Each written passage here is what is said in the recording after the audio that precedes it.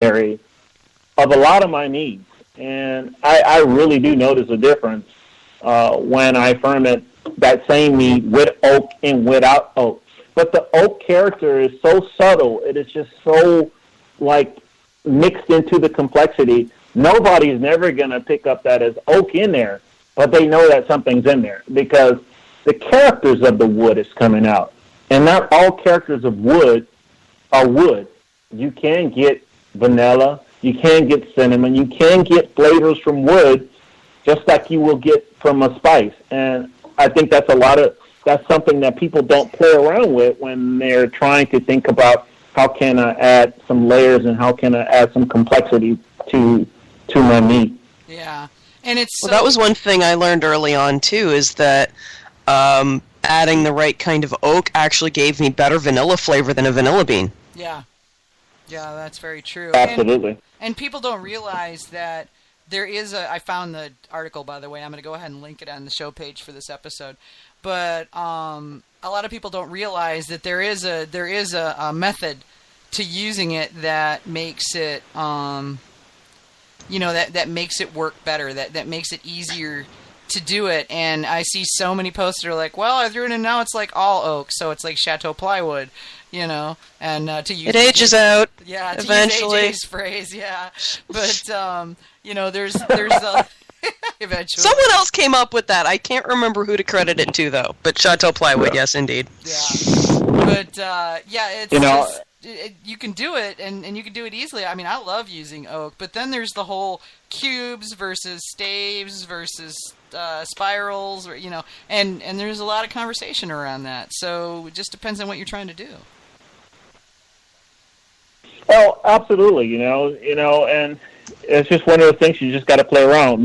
Myself personally, if I'm going to use them in primary fermentation, which I do a lot, I do a lot of stuff that's contrary to what most people will do. I'll actually put spices in primary to include rose hips, rose petals, cinnamon. I was always that skateboard kid smoking cigarettes on the corner.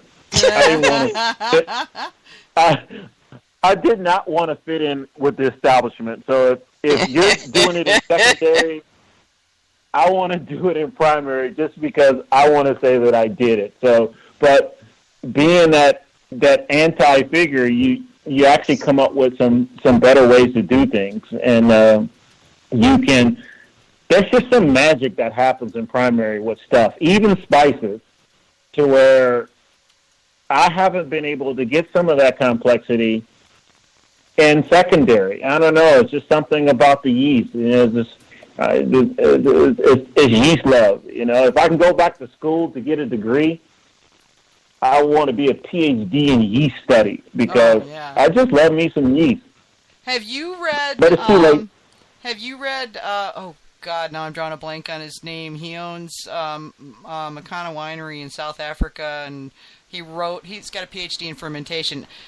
Contact me later, and I'll find the link and I'll put it on your show page. But he wrote his PhD paper on fermentation. It was amazing. Yeah, I love fermentation.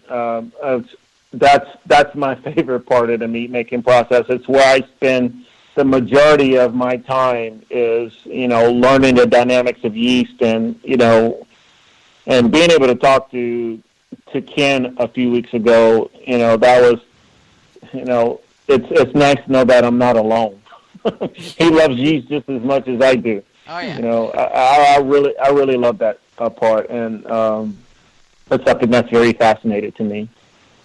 So I think I just make yeast mead sometimes just to play around with yeast.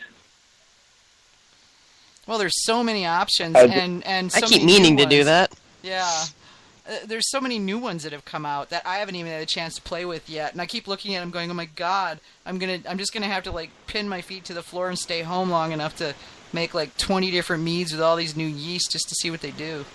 And all with the same honey, so you can pick up the differences. Yeah, exactly. I have a bucket of honey waiting for just that, except I haven't started a batch in almost a year now. The last thing I did was a bomb, and it's still in the freaking bucket. Okay, so as long as we're on the subject of yeast, Carvin, I got to ask, because in honor of Manny, who can't be here tonight, Do you ever blend yeast? Have you played with that yet? We could do a whole show on some of the stuff that I do with yeast. So to answer that, so to answer that question, yes. I'm going to massacre the name, but I play a lot with Tor Sporla, which is a non-sack yeast to screw around with the mouthfeels of mead. But I haven't mixed two sack strains, but I'll play around with mixing different non-sack strains, but that's something that I like to do. I also play a lot with Brett, too, as well. In meads, and so yeah, to answer that question, yeah, but we would have to revisit that because I would have to go back and list all the different things that I do with different cultures, but very rarely will I make a mead with one culture. I'll mix cultures of yeast. Interesting. So David Webb is saying that it looks like we have at least 3 future shows with you, so yeah, that's a thing. So you're gonna. I can see some of David's.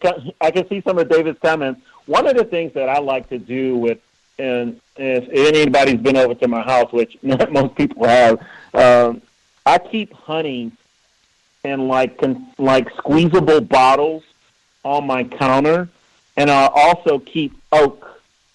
So a lot of times I'll pick a tea that I drink. Like I love Earl Grey. I know how that tastes because I've been drinking it for years. Yeah, I like Earl Grey. So I'll throw oak cubes in my tea along with honey, and I'll get a lot of flavor combinations. I saw somebody like Bob said that he mixes oaks. I'll do that too, but I'll do that in tea. That's cool. So cool.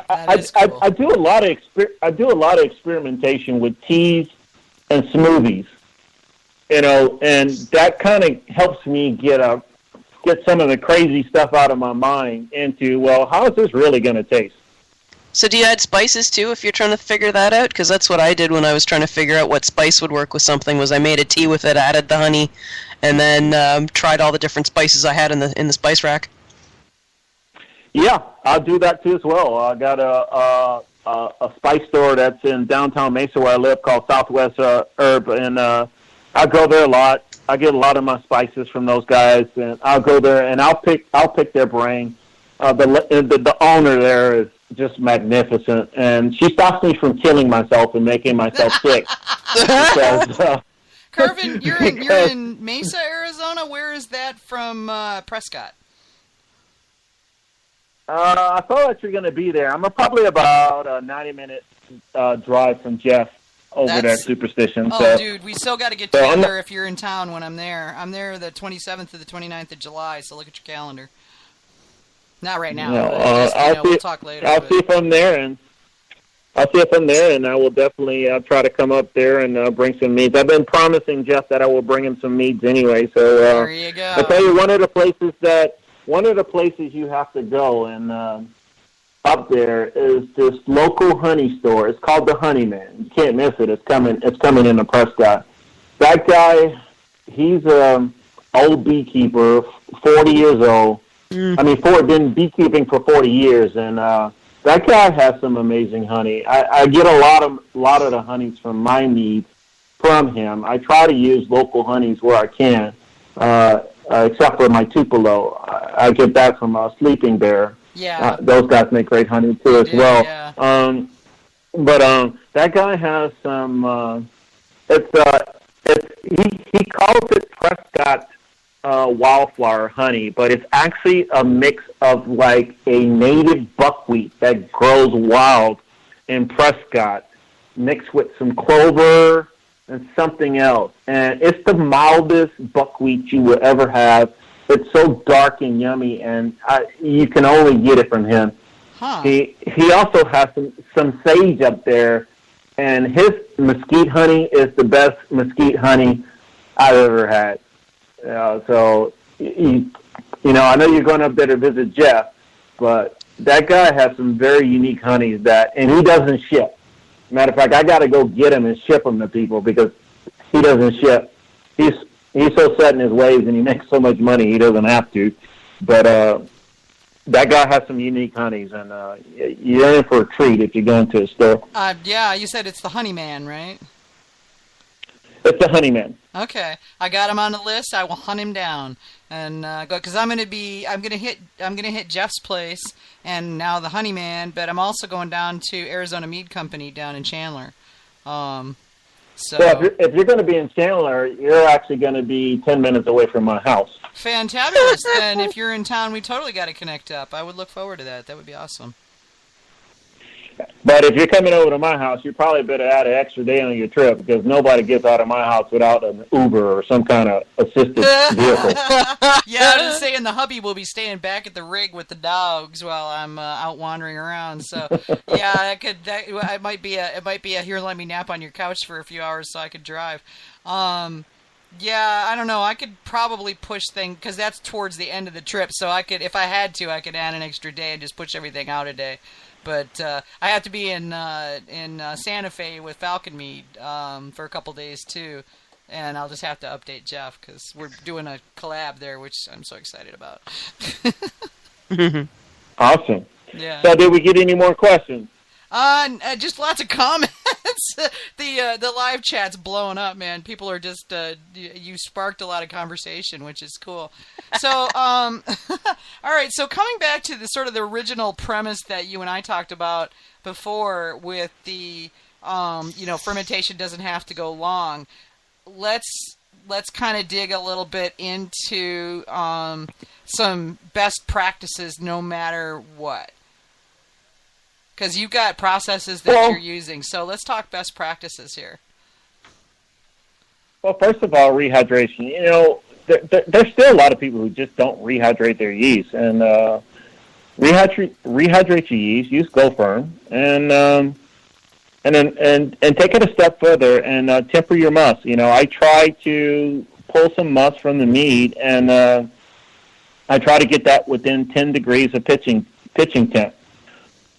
Before I pitch that yeast into the must, I usually hit my meads with between 30, I would say on average, 45 seconds of O2. I try to do that just about every time. Then I'll pitch my yeast, and like I said, I can hold temperature within a degree. And of course, I've noticed the difference from going to the chest freezer to the more beer conicals, but I'm on that quest to make consistent mead. So those conicals can hold temperature within a degree, and I find that my recipes are a little bit more repeatable that way. So, making sure you pitch proper amount of yeast too as well.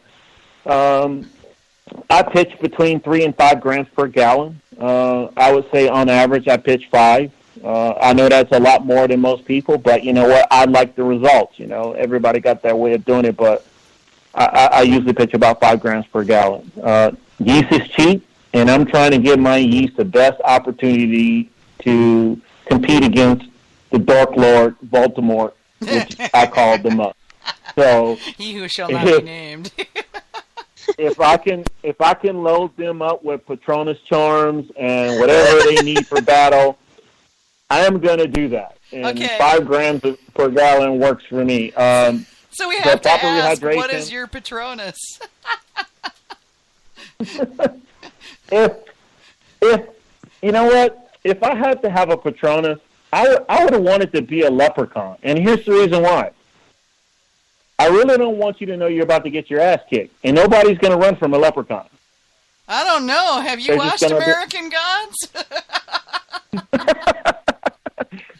Actually, I have not, but I will want my Or if Patronus you've read the book, the leprechaun. leprechauns are like 7 feet tall and scary as shit. No. Well, maybe a dwarf leprechaun. There I you want go. like the little traditional leprechaun. Yeah, Lucky Charms kind of leprechaun. Yeah. I don't want it to be. I don't want it to be anything too scary. But so proper yeast rehydration, hit it with a little O2, constant temp. Make sure you're tempering your yeast, and follow a good nutrient regimen. And play around, folks. There's a lot of different information. I'm not going to sit here and go over SNA and SNA details. You can always